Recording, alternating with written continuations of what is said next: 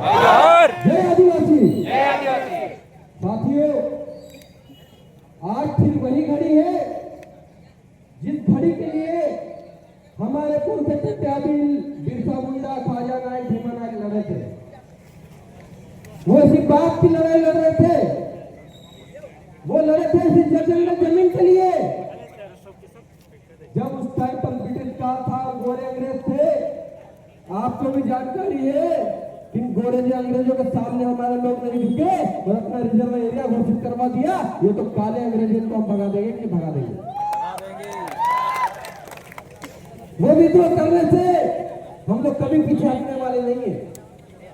अभी सभी वक्ताओं ने कहा, दीदी ने कहा, यहाँ पर नारी शक्तियां बैठी है, छोटे छोटे बच्चों को लेकर बैठी है। क्यों बैठी है?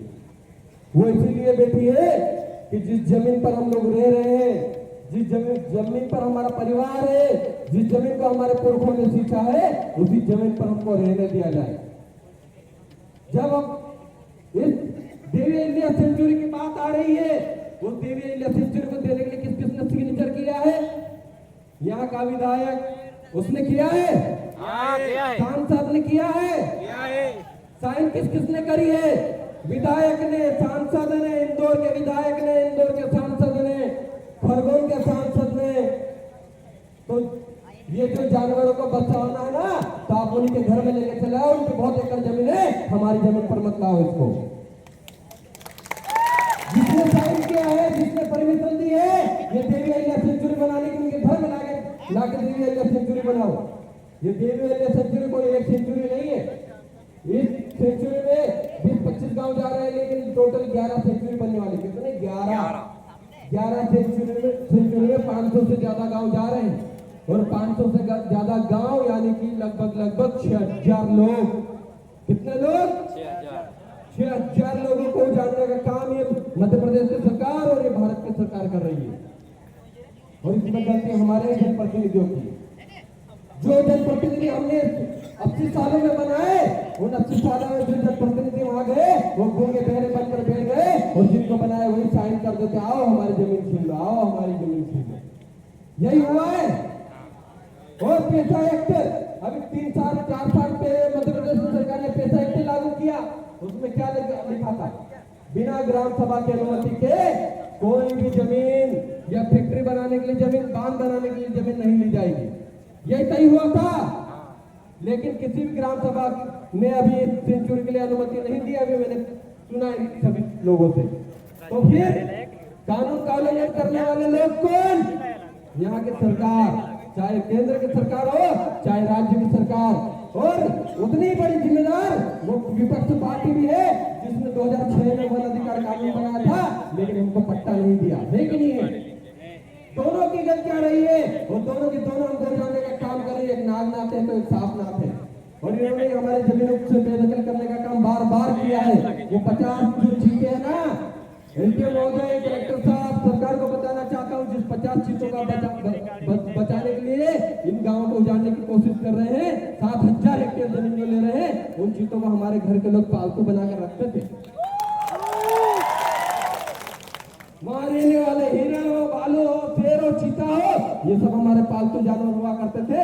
आज भी हमारी उन जानवरों से कोई दुश्मनी नहीं। आज भी हमारे घर में आके चले जाते हैं, खाना खा के चले जाते हैं। हम उनसे डरते नहीं, वो हमसे डरते नहीं। लेकिन आप लोग जो कर रहे हैं, उन 50 जानवरों को बचाने के लिए 5 लाख लोगों को उजाड़ने की बात कर रहे हैं, ये कतई नहीं होने दिया जाएगा। साथी कह रहे थे जान दे देंगे, जमीन नहीं देंगे। हम कह रहे हैं ना जान देंगे ना जमीन देंगे। आप लोगों को नारा लगाना है, ना जान देंगे ना जमीन देंगे, ना जान देंगे ना जमीन देंगे। जरूरत पड़ी तो वापस देखिए। आज का आंदोलन संवैधानिक आंदोलन है। हम लोग बाबा साहब की लड़ाई, कलम और कागज की लड़ाई लड़ रहे हैं। जिस दिन जरूरत पड़ेगी, टंटा भील और बिरसा मुंडा बनने से भी पीछे नहीं हटेंगे। ये वो लोग हैं, वो कौन से लोग हैं? हमने हथियार छोड़ दिए लेकिन चलाना नहीं भूले हैं।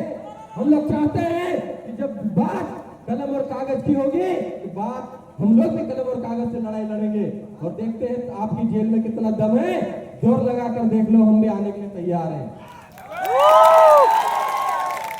फिर कह रहा हूँ, ये जो जमीन है देवी अहिल्या सेंचुरी, ये बिल्कुल नहीं बनेगा।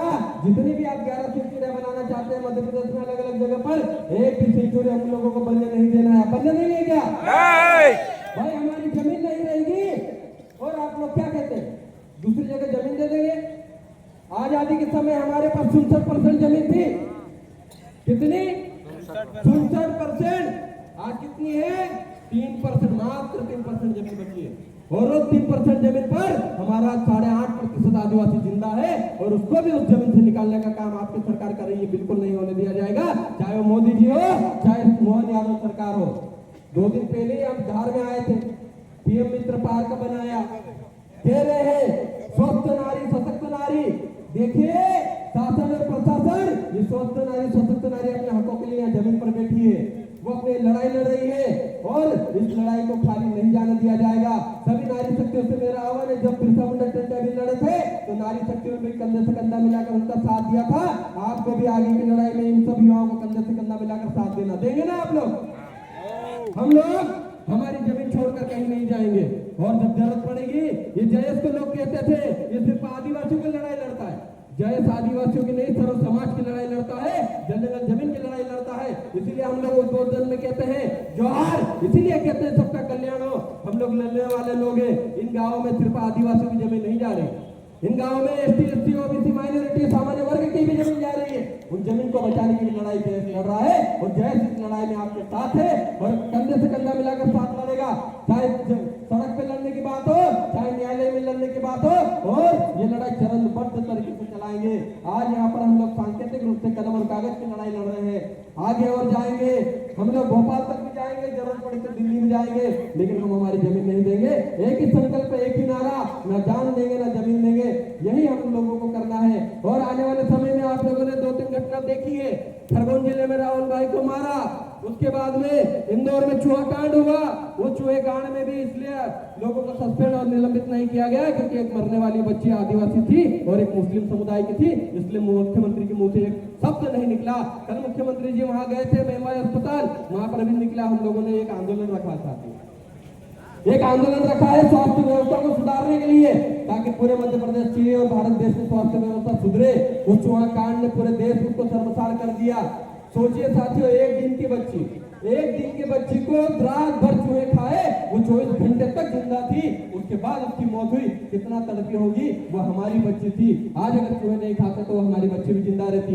एक तरफ आप जमीन से उजाड़ रहे हो, अस्पताल में इलाज कराने जाते हैं तो चूहों के खिला के हमारे लोगों को मार रहे हो, ये कतई बर्दाश्त नहीं होगा।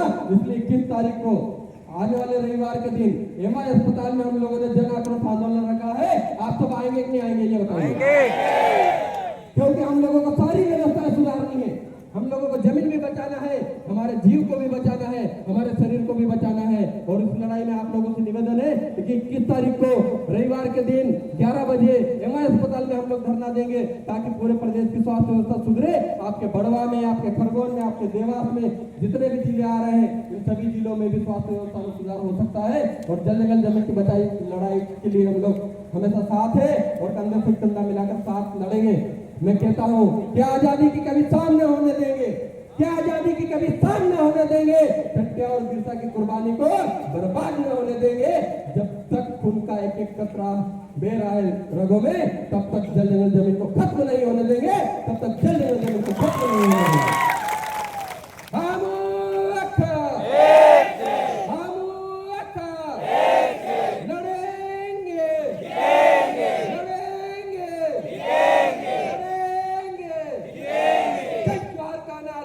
भारत देश हमारा है, जय जोहार का नारा है, भारत देश हमारा है।